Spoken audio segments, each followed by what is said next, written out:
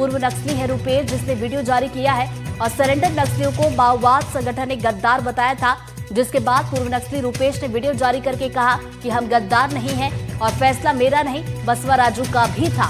साथ ही कहा कि हमें अपना भविष्य बचाना था और जंगल में जो नक्सली अभी भी छिपे हुए हैं, मौजूद हैं, उनसे भी यहाँ पर अपील की है कि वो सरेंडर करें। हम जैसे आए इसके ऊपर शंका, यानी बहुत पहले से हम शासन प्रशासन पुलिस विभाग के संपर्क में रहते हुए लॉबिंग करके आया और ऐसे संपर्क में रहते हुए पार्टी को भी पार्टी नेतृत्व को भी हम नुकसान पहुंचाया। मतलब हम कोर्ट जैसा भी काम किया। उस शब्द को शायद उस प्रेस बयान में इस्तेमाल नहीं किया गया, लेकिन लगभग वही अर्थ आने जैसा किया। और बाहर के हमारा बुद्धिजीवी, क्रांतिकारी बुद्धिजीवी मित्र लोग तो सीधा सीधा इस्तेमाल करते हुए हमारे ऊपर हमला कर रहा है। ये स्पष्टता रहना चाहिए कि सभी कुछ कन्फ्यूजन है बाहर का लोगों को भी, ये क्रांतिकारी बुद्धिजीवियों को या मानवाधिकार संगठनों को ये कन्फ्यूजन है। मैं फिर एक बार स्पष्टता देना चाहता हूँ। ये सच्चाई है कि कॉमरेड BR दादा शहीद होने तक भी, यानी मार्च से लेके वो मई में वो शहीद होने तक भी इसी राय पर, एक स्पष्टता के साथ उनका स्पष्ट राय है कि अभी परिस्थितियां प्रतिकूल है। आज हम सशस्त्र संघर्ष को विराम देते हुए सरकार के साथ बातचीत करके सशस्त्र संघर्ष विराम देते हुए हम आगे का हमारा भविष्य के बारे में सोचना चाहिए।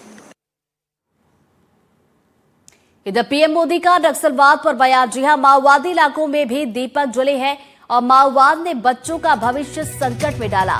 तो ये देखिए, पीएम मोदी की तरफ से नक्सलवाद को लेकर बयान आया। उन्होंने अपने बयान में कहा कि माओवादी इलाकों में भी इस बार दीपक जले हैं और माओवाद ने बच्चों के भविष्य को संकट में डाला है।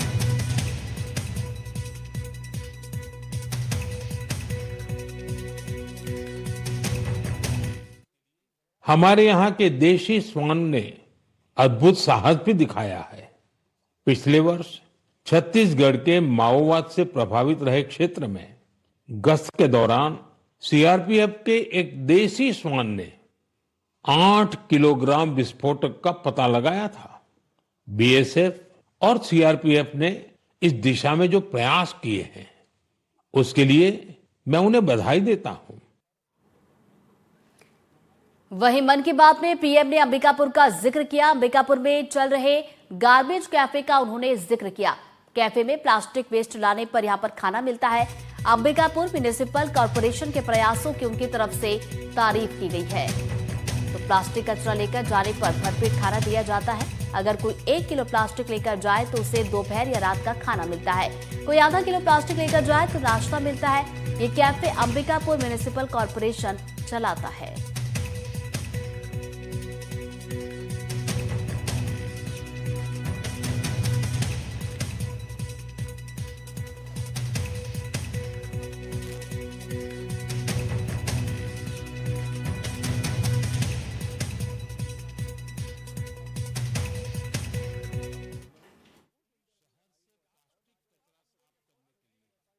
छत्तीसगढ़ के अंबिकापुर में शहर से प्लास्टिक कचरा साफ करने के लिए एक अनोखी पहल की गई है।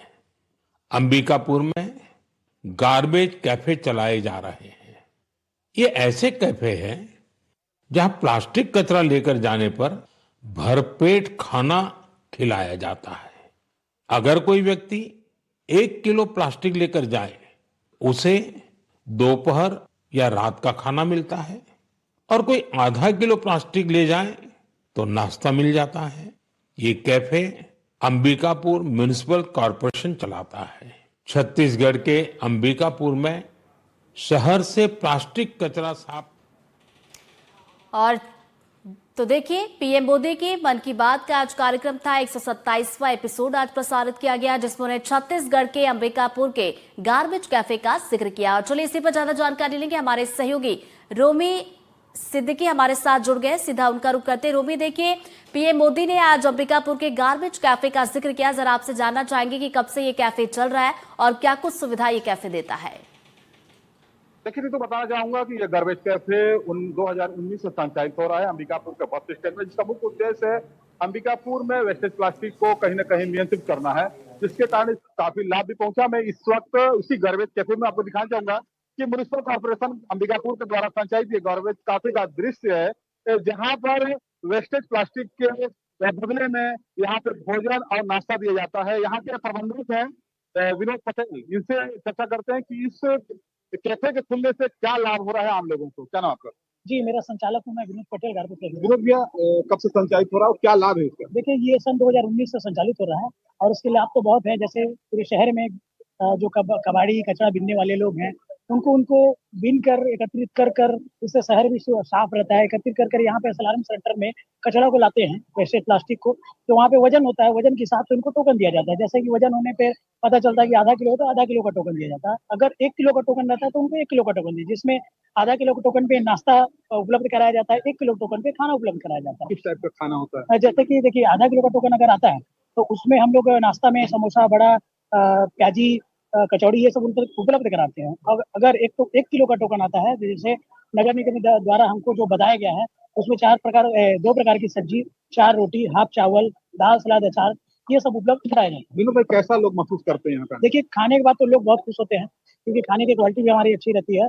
और इससे क्या है कि जो हमारे शहर में कई गरीब लोग हैं, जो गरीब प्रकार के लोग हैं, जो कमा नहीं पाते हैं, वो अपना दिनचर्या इससे पूरा कर लेते हैं, उनकी जीविका चल रही है। इसी तौर पर ऋतु, समझ सकते हैं आप किस प्रकार से गार्बेज कैफे के माध्यम से लोग इसका लाभ उठा रहे हैं। मैं आपको अंदर का दिखाऊंगा, एक कैफे के अंदर का दृश्य है।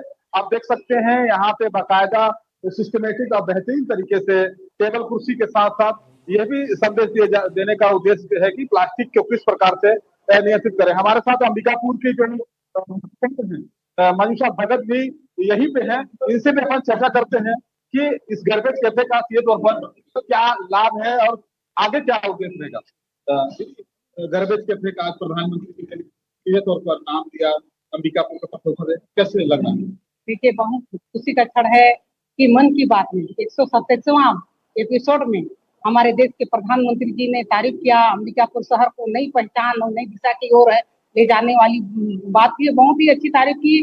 सिर्फ गार्बेज कैफे को हमारा नगर निगम कैसे संचालित करता है, क्योंकि हमारा देश प्लास्टिक मुक्त की ओर है। तो जो भाई बंधु आधा किलो मान लो प्लास्टिक लेके आता है तो उसको भरपूर नाश्ता दिया जाएगा, और 1 किलो जो प्लास्टिक लाते हैं उस भाई बहन को भरपूर खाना देने के उद्देश्य से गार्बेज कैफे को हम संचालित नगर निगम के तहत शुरू किया गया है। और आज आपके चैनल के माध्यम से भी बताना चाहूंगी कि इस गार्बेज कैफे जो छत्तीसगढ़ में पहला गार्बेज कैफे बना, और आज देश के प्रधानमंत्री जी ने हमने हमारे राज्य में तो पहचान दिलाए ही, लेकिन देश अंतर्राष्ट्रीय लेवल पर भी लोग पहचान दिलाए और मन की बात में लाए। इसके लिए उनको बहुत बहुत धन्यवाद और आभार व्यक्त करते हैं। आगे से क्या इसको आगे कुछ बड़ा शुरू करेंगे क्या? आज जिस तरह से हमारे शहर को नई पहचान दिलाए हमारे देश के प्रधानमंत्री जी ने, तो मैं आज 11 बजे मन की बात में लाए, प्रशंसा किए, तो मैं चाहूंगी कि इसको और विस्तार करूं, आगे बढ़ाऊं और हमारा अंबिकापुर प्यारे